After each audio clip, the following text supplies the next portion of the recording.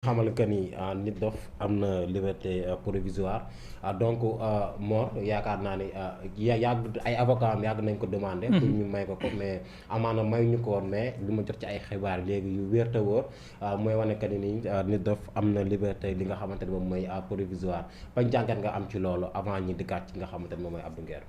waaw xanaa di en tout cas saluer décision bi nga xamante ni jël nañ ko muy accordé ko ab liberté provisoire d'autre part aussi tamit di wax que ni loolu dafa bokk ci forme de détention yi parce que ba léegi ça ne veut pas dire que ni nekkatoo li nga xamante ni moom mooy détenu di wax ne lii aussi c'est normal parce que dañoo war a gën a décanter li nga xamante ni moom mooy en tout cas milieu boobu nga xam ne tellement que ni ñu ngi ci plus de 13000 ci lu tegal ci ay détenus politiques buñ sukkandikoo ci Ismaïla Madior kàddu yi mu génne la fois passée mais dafa nekk mbir boo xamante ni wax dëgg yàlla jàpp naa ne sénégalais yu bëri dañ koy saluer parce que erreur la defoon erreur de communication bokk na ci li ñu ko doon toppee injure publique amaana génnoon na tamit à la minute qui suit di jéggalu xañ na peut-être fii la yàlla dogaloon ne fi lañ koy bàyyee nañ ko c'est tout quoi.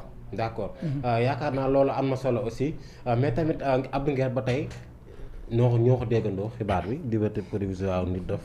waaw ban jàngat aussi nga ci am. waaw Nit Doff liberté provisoire man dama jàppoon ne Nit Doff dañ ko waroon a yóbbu tribunal ñu àtte ko ci lii mu def suñ ko àttee buñ koy bàyyi ko buñ koy tëj ñu tëj ko parce que Sénégal nag liberté provisoire dafa bari trop. ay baara xaaral man mais non taxaw. waaw xaaral dama laaj waaw. awma xalaat xanaa. dañ kon waxal.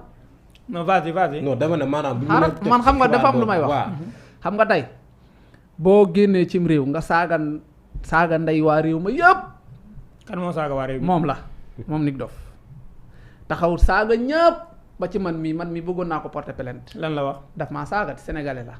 lan la wax taxaw non du ma ci jaaraat antenne bee tax parce que ñi seetaan rus naa leen. muy kàddu yu ñaaw saaga magistrat yi bàyyiwoo sa kilifa diine yi.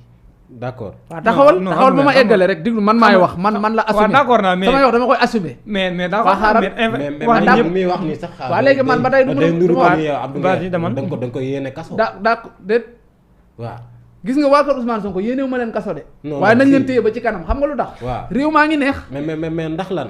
xaaral nga xamante ni nekkoon ci munoo maa laaj nag munoo maa laaj may wax. waaw nga bëgg maa dog. non parce que li nga dama lay wax Nit Doff li mu def. waaw ba ñiy seetaan. xam liñ ko téye woon lan la. nga xam ne du jaay doole. waaw dafa yoroon portable am connexion bu doy. daggal nday saaga waa Sénégal yëpp bàyyiwul kenn. képp koo xam ne faroog Ousmane Sonko wala waxoo ni Ousmane Sonko dañ ko tooñ saaga na la. ba ci juge ak magistrat yi saaga na ñëpp. waaw d'accord nañ nangu ñu jàpp ko tëj ko dañ ko waroon a traduire en justice àtte ko comme niñ def Falla Fleur dem yóbbu àtte xam ne lii la def lii lañ koy daan bàyyi nañ ko prisonnier penam na dem lii laa d'accord awma ci leneen nag lu may wax. mais nag man sama jëmmi bopp laa wax. man sama jëmmi bopp. man Abdou sama jëmmi bopp. waaw mënoon naa jël sama plainte Nit Doff parce que daf maa saaga sénégalais la ku saaga sénégalais yi saaga nga ma. mais tamit sénégalais nga tey ñu may ko liberté provisoire damay am yaakaar kenn ni. aw ma droit bañ cee d'accord. wala dama cee war a d'accord par force. loolu sa liberté waaw loolu moom d'accord na nga sa liberté. ndax dama cee war a d'accord rek par force. mais boo ci d'accordul. boo déedéet non mais Abdou boo ci d'accord li ma la laaj da nga naan ma oui wala non damaa war a d'accord par force. d'accord waroo cee d'accord bu la neexee bu la neexee mais dama ne bu fekkee d'accord ci day mel da nga ko yéene. dama cee d'accordul la mu wax. moo ko jural. mais pourtant nit wax na fi lu gën a pire loolu. waaw wala nit wax na fi lu méngoo ak loolu. te mu jiwul tane amul li nga xamante ni moom. nit musul taxaw saaga ndey sénégalais yi justice bi ba ci sëriñ si. d'accord. waaw wala boog ngeen indiwaat vidéo bi teg ko fi sénégalais xam li mu wax.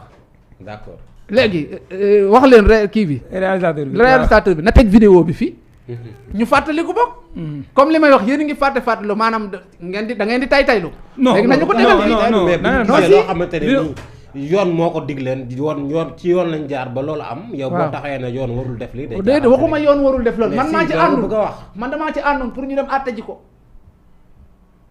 Falla Fleur àtte wuñ ko fii barki démb. waaw xam tax duñ àtte ji Nit Doff. mais lu yoon def. loo xamante ne moo tax may liberté provisoire. waaw yow am nga droit commentaire.